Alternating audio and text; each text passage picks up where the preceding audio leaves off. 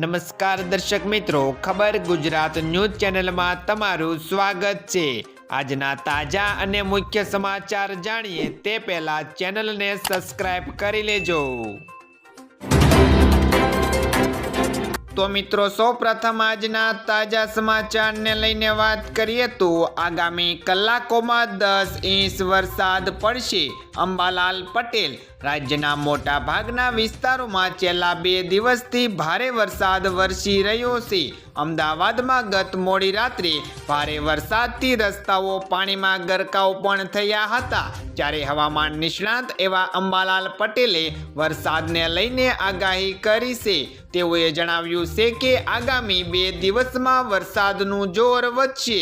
5 જુલાઈ બાદ ઘણા રાજ્યોમાં પૂર જેવી સ્થિતિનું પણ સર્જન થશે। દક્ષિણ અને સૌરાષ્ટ્રના મોટા ભાગના 4 થી 5 ઇંચ જેટલો વરસાદ પડે તેવી શક્યતાઓ છે। ત્યાર પછીના સમાચાર જોઈએ તો ઘઉંના સંગ્રહખોરી પર સરકારનો મોટો નિર્ણય। ઘઉં અને લોટની વધતી કિંમતોને લઈને કેન્દ્ર સરકાર એક્શનમાં આવી છે। સરકારે તમામ રાજ્યો અને કેન્દ્ર શાસિત પ્રદેશોમાં 21 માર્ચ 2025 સુધી ઘઉંના સ્ટોકની મર્યાદા નક્કી કરી છે। કેન્દ્રીય ખાદ્ય સચિવ એવા સંજીવ ચોપડાએ જણાવ્યું હતું કે સિંગતેલ રિટેલર, મોટા ચેન રિટેલર, પ્રોસેસર અને હોલસેલના દર શુક્રવારે તેમની પાસે સંગ્રહિત ઘઉંના સ્ટોકને જાહેર કરશે। ત્યાર પછીના સમાચાર જોઈએ તો બજારે તમામ રેકોર્ડ તોડી નાખ્યા। શેર બજારે આજે તમામ રેકોર્ડ તોડીને ઓલ ટાઈમ હાઈ પર પહોંચી ગયું છે। સેક્શન 600 પોઈન્ટથી વધુ ઉછળીને 77,950ના સ્તર પર નવી ઊંચાઈની સપાટીએ પહોંચ્યો હતો। આ સાથે જ્યારે નિફ્ટી 23,692ના સ્તરે પહોંચ્યો હતો। બેંક નિફ્ટીની વાત કરીએ તો તે આજે પહેલીવાર 73,250ની સપાટી વટાવી ગયો હતો। આજે બેંક સેક્શનમાં જબરદસ્ત તેજી પણ જોવા મળી રહી છે, જેમાં axis bank, HDFC bank, ICICI bank, SBI, Kotak Mahindra બેંકનો સમાવેશ થાય છે। ત્યાર પછીના સમાચાર જોઈએ તો સોનાના ભાવમાં ઘટાડો। છેલ્લા કેટલાક દિવસોથી સોના અને ચાંદીના ભાવમાં ઉથલપાથલ જોવા મળી રહી છે। અઠવાડિયાના પહેલા જ દિવસે સોનામાં ઘટાડો જોવા મળ્યો હતો। સરાફા બજારમાં સોનું ગગડી પણ ગયું હતું। આ સાથે 100 ગ્રામ સોનામાં આજે નવા અઠવાડિયાના પહેલા જ દિવસે ઓપનિંગ રેટમાં 1133 રૂપિયાનો કડાકો જોવા મળ્યો હતો। 25 જૂને 10 ગ્રામ સોનાની કિંમત 72,000 રૂપિયાની આસપાસ હતી। આ સાથે ચાંદીનો ભાવ ઘટીને રૂપિયા 91,700 પ્રતિ કિલોગ્રામ થયો હતો।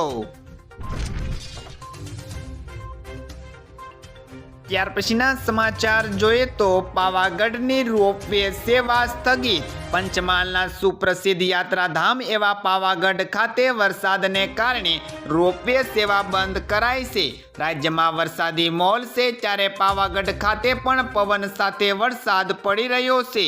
વરસાદ પડવાને કારણે યાત્રિકોને મુશ્કેલીનો સામનો કરવો ન પડે તેના માટે રોપવે સેવા બંધ કરી દેવામાં આવી છે। જોકે વરસાદ બંધ થયા બાદ રોપવે સેવા ફરી શરૂ કરી દેવામાં આવશે।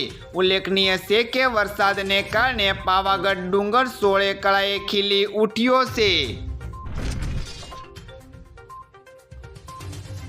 ત્યાર પછીના સમાચાર જોઈએ તો સુરતમાં હાર્ટ એટેકથી માત્ર 24 કલાકમાં જ 2 યુવકોના મોત। દેશમાં હાર્ટ એટેકથી મૃત્યુ પામનારાની સંખ્યામાં વધારો થયો છે, જ્યારે સુરતમાં હાર્ટ એટેકથી 24 કલાકમાં જ 2 યુવાનોના મોત થયા છે। 29 વર્ષીય યુવક અલથાણ વિસ્તારમાં જીમમાં કસરત કરતા અચાનક બેભાન થઈને ઢળી પડ્યો હતો અને મૃત્યુ પણ પામ્યો। અન્ય એક કિસ્સામાં પાંડેસરામાં 34 વર્ષીય યુવક વોક કરીને ઘરે આવ્યો અને અચાનક બેભાન થઈ જતા તેમનું પણ મૃત્યુ થયું છે। બંનેનું મોત હાર્ટ એટેકથી થયું હોવાની આશંકા વ્યક્ત કરાઈ છે।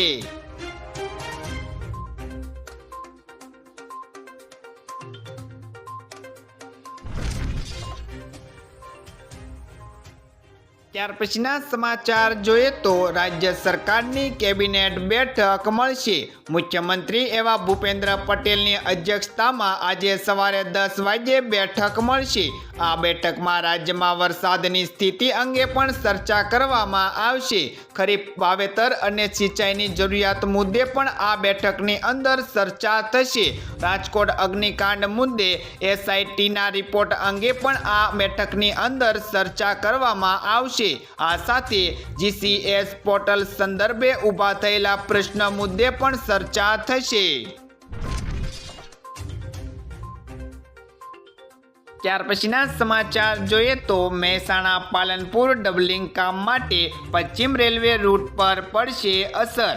પશ્ચિમ રેલવેના અમદાવાદ ડિવિઝન પર મહેસાણા પાલનપુર સેક્શનમાં કામલી સિદ્ધપુર સ્ટેશનો વચ્ચે ડબલિંગ ટેકના કામ માટે 28 જૂન 2024ના રોજ બ્લોક લેવામાં આવી રહ્યો છે, જેના કારણે કેટલીક ટ્રેનો પણ પ્રભાવિત થશે. જોકે રેલવે ટ્રેનોના ટોપ પેજ, રૂટ અને માળખા વિશે વિગતવાર માહિતી માટે મુસાફરોએ તેની વેબસાઇટ ઉપર જઈને તેની મુલાકાત લઈ શકશે.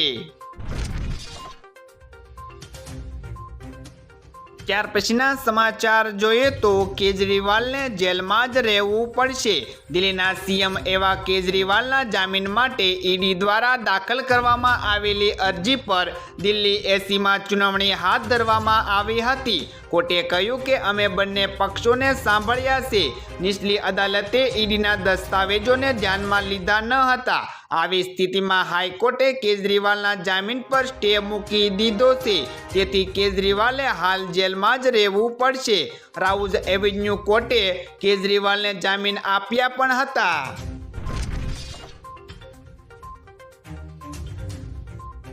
તો મિત્રો, આ હતા આજના સવારના મુખ્ય સમાચાર. આવા અગત્યના સમાચાર જાણવા માટે તમે અમારી ચેનલમાં બન્યા રહો.